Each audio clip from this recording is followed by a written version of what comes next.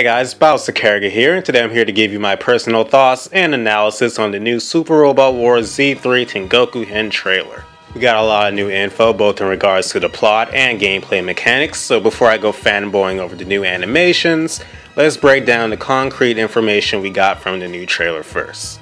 First things first, as we all know, at the end of Z3.1 we broke out the time prison and now we're going to the green world. Surprise, surprise, the green world is pretty much controlled by Sidereal. In fact, they control 74.9% of the entire world. And in this world is a new organization or governmental construct called the New Order of Light, the Gaia Empire. We don't know if these guys are with Sidereal or they are allies in this Sidereal populated world. We don't know. And apparently our group is now called the Steel Resistances. So there was Zexus, Zuth, Z-Blue, and now the Steel Resistances. Or as I'm gonna just probably call them, Emperor Lelouch friends. Now, this was not in the trailer, but it is something we know. The plot of Evangelion happens in the beginning, and because of the plot, the world is going to force a major change. And obviously, the world of Gargantia is going to be born from that. Now, what I'm wondering is the Sidereal populated world a result of the Evangelion plot, or does this happen before the Evangelion plot and then the world goes back to normal? Is it still controlled by Sidereal after that? I don't know, there's a lot of things they could do with that, but I'm sure they can make it work. Now, moving on to gameplay mechanics, we got a new tag command which boosts the mobility of both your units, so it's basically casting Excel on yourself. I mean, why would you really choose that over, attacking again? Although I guess if you want to meet a mission objective or get the secret point, but you're probably not going to use that, truth be told. Now, the biggest thing, the Z Crystal. Feeding Z chips into the Z Crystal will give your mechs and pilots different abilities, like the ability to scatter all enemy units, or having 1+ combo gauge at the start of the ally phase. Based on a couple upgrades we've seen, I'm not that impressed. Although I'm sure the more expensive ones that are marked out with question marks are going to be pretty good. But as of right now, I'd rather just go to the D Trader and trade in my chips for overpowered items. And that's pretty much it for the nitty gritty information. Now let's get to the good stuff, the sexy mechs and attack animations. First thing I noticed right away, these animations are long. Like really long.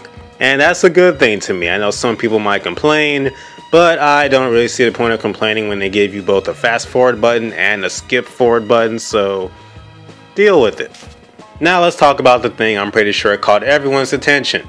Asakim's new mech. Seems he's ditched the Shiroga and he now has, well, this thing. Yeah. Kinda looks like it came out of Dan Cougar Nova. Am I the only one that gets that vibe? Like it looks like the orange Dan Cougar. Regardless, I kinda like it, but I prefer the Shiroga, but an upgrade is an upgrade. Can't wait to see what it can do, and I'm finally ready to learn this dude's backstory.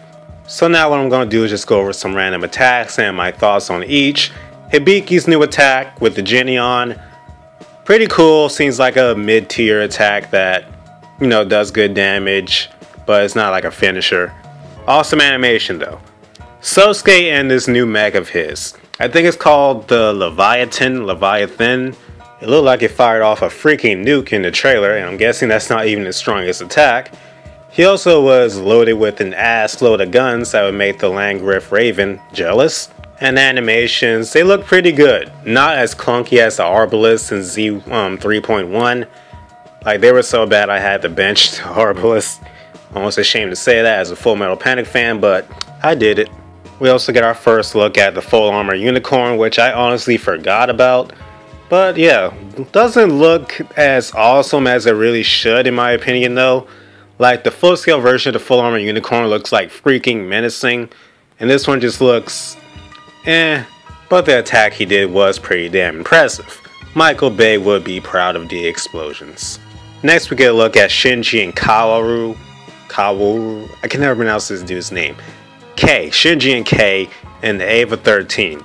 This is pretty interesting for the fact that in the movie or episode of Evangelion 3.0, Shinji and Kei were on the opposite side of Asuka, Misato, and her people.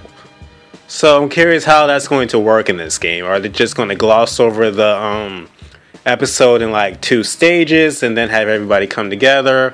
Or are they just going to change up the plot so that we have a reason to stick everyone together from Evangelion? It's going to be interesting how they pull that off. The next attack I gotta talk about. D-Snoof.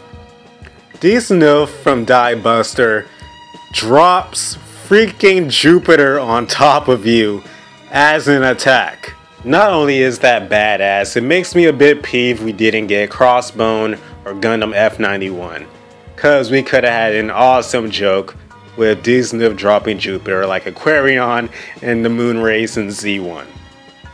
Missed opportunity, Banpresto. Missed opportunity. Before I get into the next and final segment of this, I gotta talk about what was probably my most favorite moment of this entire trailer. Haru Gundam's attack and dynamic kill.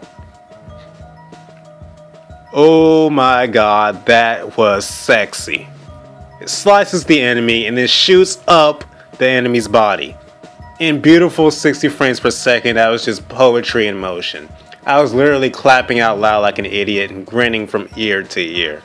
But probably the best part about that is it means Haru's horrible ass attack animations from the first game are gone. Now let's hope Death Scythe gets the same treatment.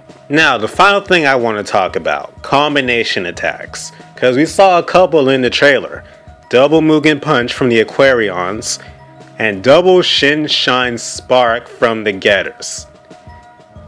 Badass incarnate. But you know what I really want to see? That I will be so disappointed if Banpresto doesn't do? An Inazuma kick combination. I don't care who it is, I just want to see it. No from Die Buster, Noriko from Gunbuster, Simone from Gurren Lagann, I don't care, just make an Inazuma kick combination. Hell, put all 3 of them in it, I'd be happy. I also really want to see some combinations we haven't really seen before, like Colin and Suzaku, Lelouch, Suzaku. You know, something out of the ordinary that's not our super robot combination attacks that we're used to getting. Oh yeah, one more thing I wanted to say. I really hope we get some of the side mechs back from like Code Geass and Gundam Seed Destiny, because I like some of those units, like the Akatsuki Gundam, Shinkai from Code Geass. Really hope they bring them back. That's all I wanted to say. Hope you guys enjoyed me rambling on about robots for I don't know how long. Hope you enjoyed the video. Leave your thoughts in the comments on the trailer. I hope you liked it as much as I did. Can't wait to play it. Thank you so much for watching and have a great day.